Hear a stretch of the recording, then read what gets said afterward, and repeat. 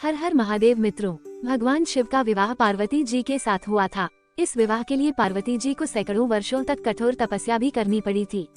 उनकी तपस्या को देखकर देवताओं ने शिव जी से देवी पार्वती की मनोकामना पूरी करने की प्रार्थना की थी।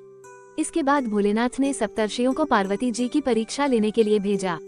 इस परीक्षा के दौरान सप्तर्षियों ने शिव जी के ढेरों अवगुणों को बताते हुए माता पार्वती से शिव जी से विवाह न करने का कहा, लेकिन पार्वती जी अपने निर्णय से टस से मस नहीं हुई। इस पर खुद भोलेनाथ ने माता पार्वती की परीक्षा लेने का निर्णय लिया। माता पार्वती के तप से प्रसन्न होकर शंकर जी उनके सामने प्रकट हुए और उन्हें वरदान देकर अंतर्ध्यान हो गए।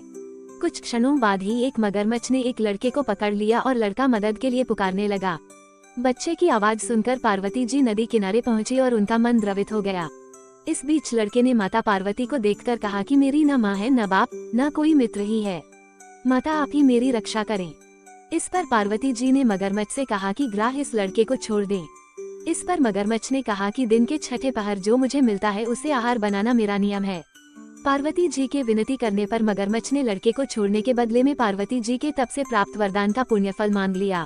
इस पर पार्वती जी तैयार हो गयीं। मगरमच्छ ने बालक को छोड़ दिया और तेजस्वी बन गया। अपने तप का फल दान करने के बाद पार्वती जी ने बालक को बचा लिया और एक बार फिर भोलेनाथ को प्रसन्न करने के लिए तप करने बैठ गयीं। इस पर भोलेनाथ दोबारा प्रकट हुए और पूछा कि तुम अब क्यों तप कर रही हो, मैंने तुम्हें पहले ही मनमांगा दान दे दिया है। इस पर पार्वती जी ने अपने तप का फल दान करने की बात कही। इस पर शिव जी प्रसन्न होकर बोले, मगरमच्छ और लड़के दोनों के स्वरूप में मैं ही था। मैं तुम्हारी परीक्षा ले रहा था कि तुम्हारा चित्त प्राणिमात्र में अपने सुख दुख का अनुभव करता है या नहीं।